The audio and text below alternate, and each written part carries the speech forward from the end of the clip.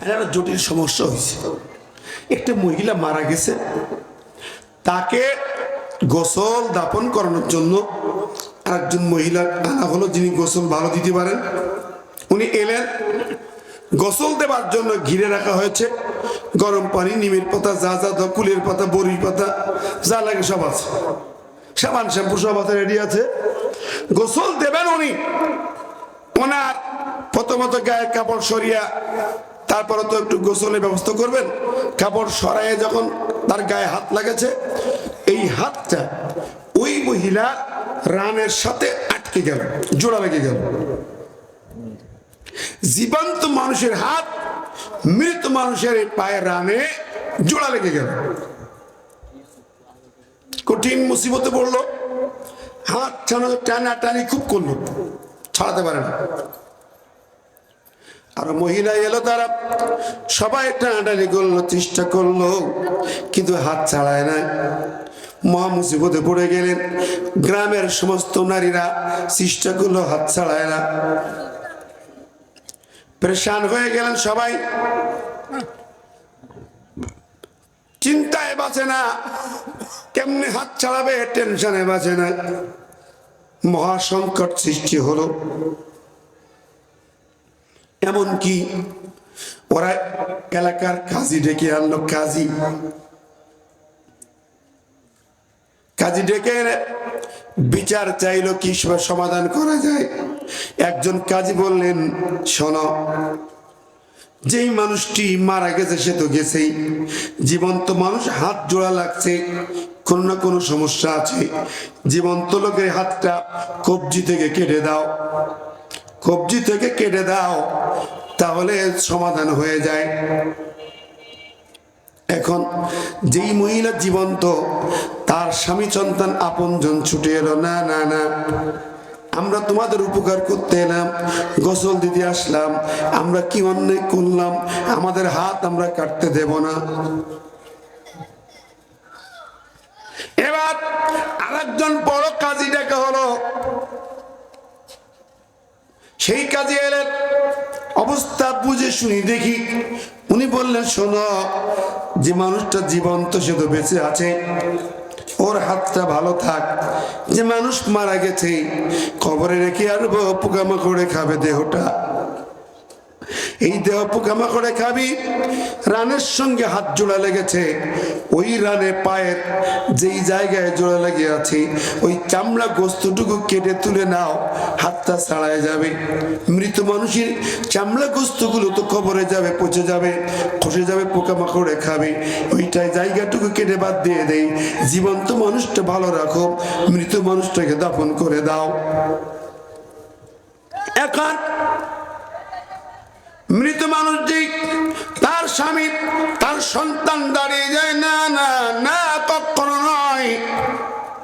ওই স্বামী বলে, আমার বিবি জীবনে কোনোদিন এক ওয়াক্ত নামাজ কাজা করেনি, রোজা নষ্ট করেনি, পর্দানুশীলা, অত্যন্ত ধৈর্যশীলা, স্বামী প্রতি ভক্তিশীল।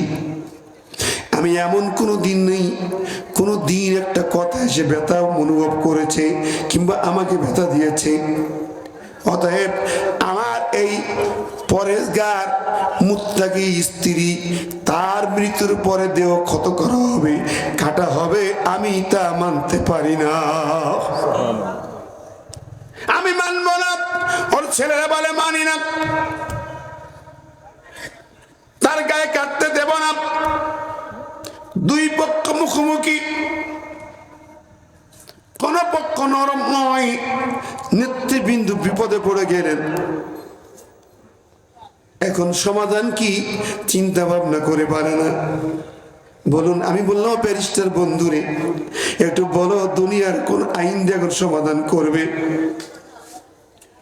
দুনিয়ায় তোমার কোন ল আছে কিনা? ব্রিটিশ ল, আমেরিকান ল, চায়না ল বের করো, কোন আইন দিয়ে সমাধান করবে? সবাই যখন নীরব, দুই পক্ষের সমস্যা। এখন নেতৃবৃন্দ চিন্তা করলো, এটা বাস্তব একটি ঘটনা। তদানীন্তন সময় ইমাম মালিকের জামানায় মদিনা থেকে অনেক দূরের ঘটনা, ওই এলাকার নেতৃবৃন্দ বলো সোজা চলো মদিনায় চলো, মদিনার ময়দানে চলো। তাম পৃথিবীর বর্তমান সময়ের শ্রেষ্ঠ মুহাদ্দিস, চিফ জাস্টিস, পুরা মুসলিম ওয়ার্ল্ডের চিফ জাস্টিস যিনি, হযরত ইমাম মালিকের কাছে চলো। জোরে বলেন সুবহানাল্লাহ। ওরা যাচ্ছে ইমাম মালিকের কাছে। এখন আমি যে প্রসঙ্গ আনলাম এ পর্যন্ত থামলাম। পৃথিবীর কোন ব্যারিস্টার, কোন আইনবিদ, বিশেষজ্ঞ কোরআনের বাইরে বা কোরআন থেকেও বের করতে পারবে না।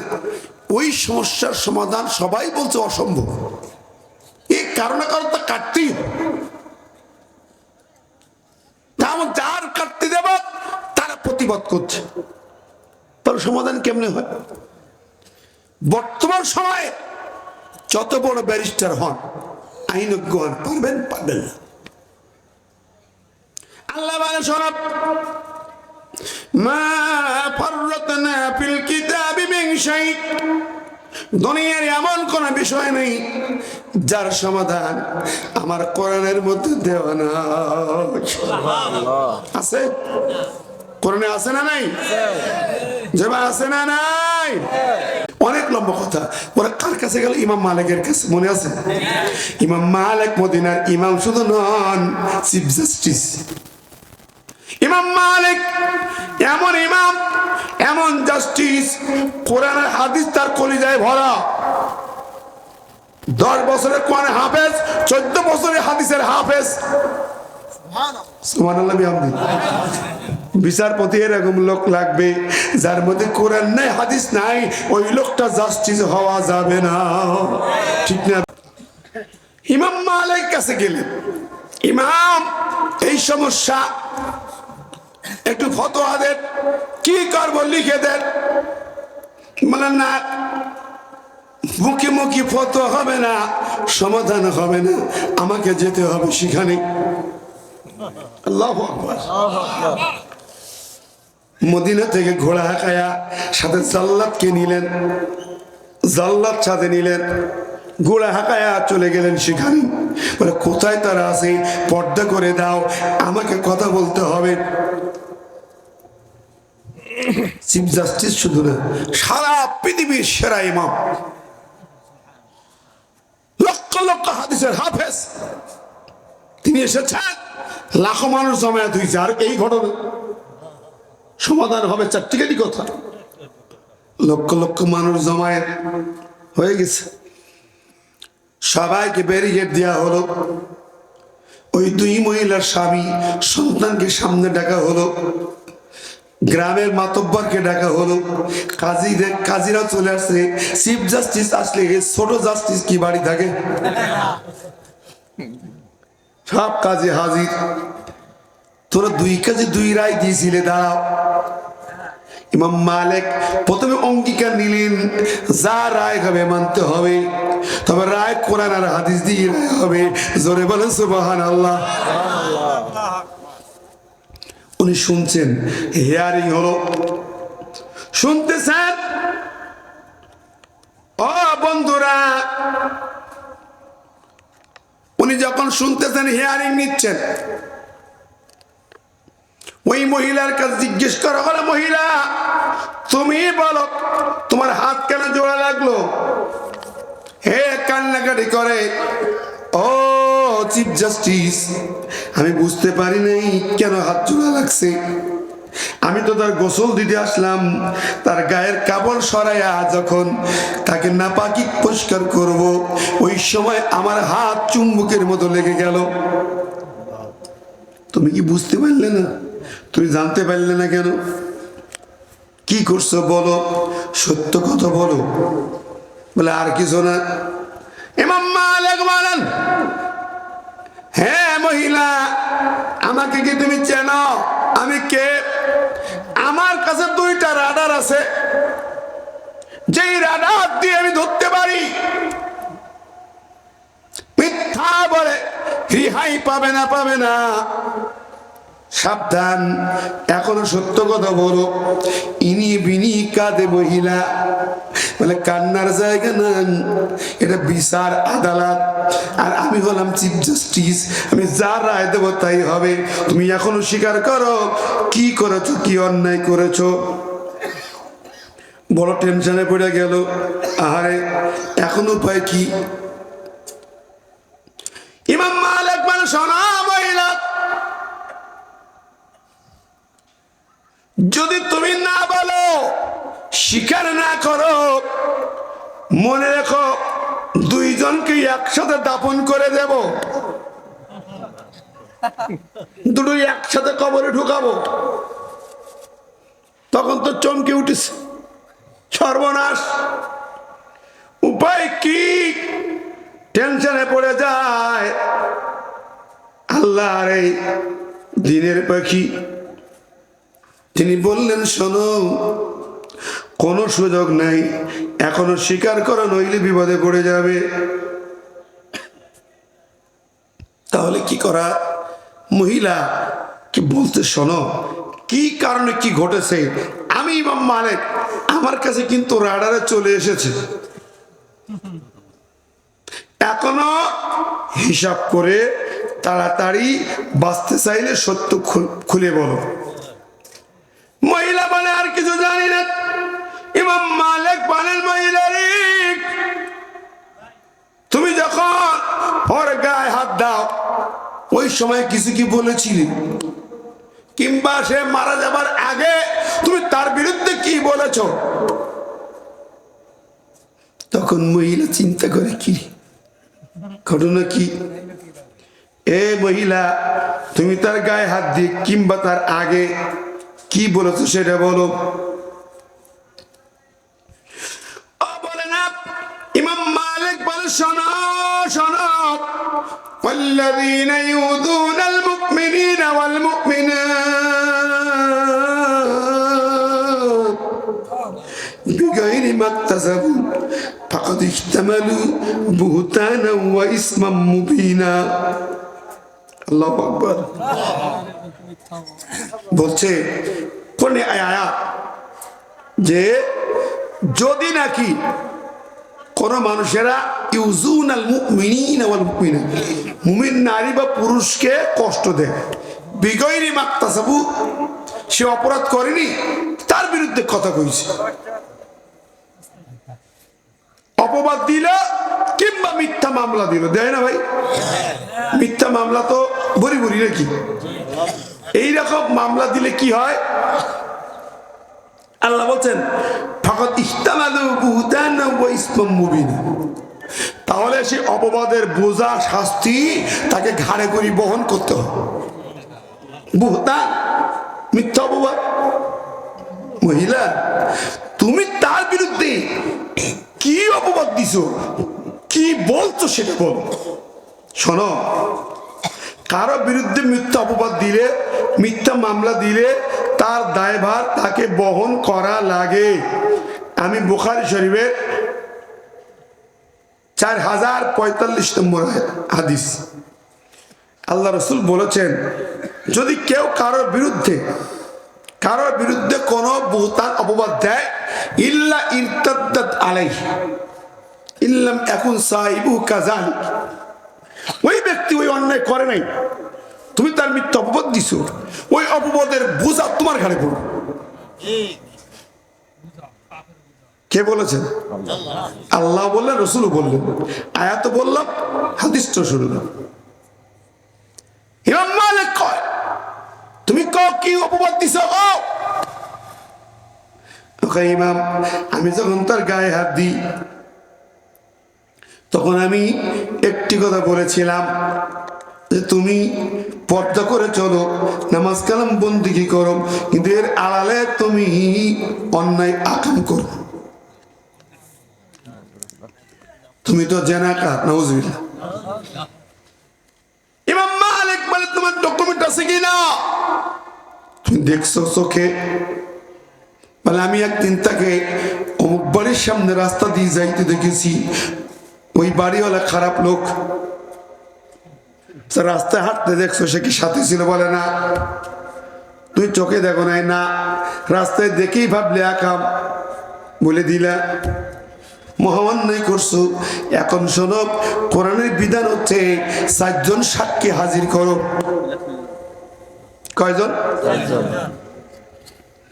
4 জন সাক্ষী হাজির করো। মহিলা বলে আমি কেমনে পাবো সাক্ষী? নাই, আমার জানা নাই সাক্ষী। তাহলে বললে কেন? আচ্ছা, ওর স্বামীকে দেখা হলো, ভাইয়া তোমার স্ত্রী এখন আটকা পড়েছে, তুমি কি তার সাক্ষী জানো? তুমি কি কোনো খবর রাখো? না না না, আমি জানি না, আমি কোনো খবর রাখি না। বিপদ এখানে কথা বলার সুযোগ নেই ডকুমেন্ট ছাড়া। এমন জাস্টিস রে ভাই, অন্যায় ধরে পারে কোরআনের রাডার দিয়ে, ঠিক যাবে? ঠিক। আর আমাদের দেশের জাস্টিসরা ধরবে কি করে? সরকার যা বলে তাই রায় লেখে। কতক্ষণ? ওই যে প্রধান বিচারপতি আগে একটা কইছে, সরকার যা কইছে তাই ফাঁসি দিছে, কি ঠিক না? ওই যে মানিককা, খালা মানিক ধরা খাইল আর শট মারল, তাতে আমি বিসি শট।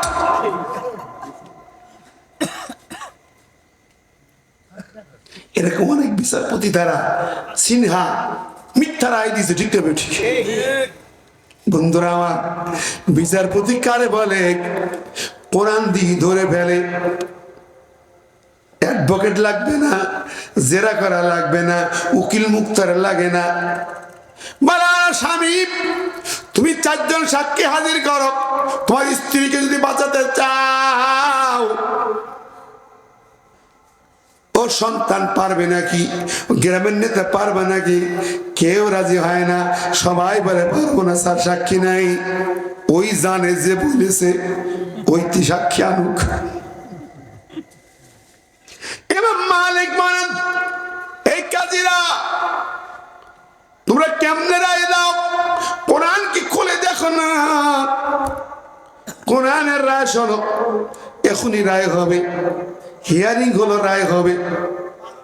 তাও দেখে লেখা হয় নাই, কোনো মুহুরি নেই, রায় লেখা হলো না, মামলার কিছুই লেখা হলো না। ইমাম মালিক বলেন, আমি আমার জীবনে কোনোদিন লিখি লিখি রায় দেই না। কেমনে রায় দেন? আমি রায় দিই সরাসরি কোরআন নইলে হাদিস। আল্লাহু আকবার। হয় কোরআন দিয়ে রায় দেই, নইলে হাদিস দিয়ে রায় দিই। কেন দিই? কোরআন বলেছে তুমি যখন বিচার করবে কিভাবে, আল্লাহর ভাষা একটা আমার কলিজায় বাঁধে। আমি কেমন করে নিজে লিখবো? আমার আল্লাহ কইছে, লিতাহকুমা বাইনান নাসি বিমা আরাকাল্লাহ।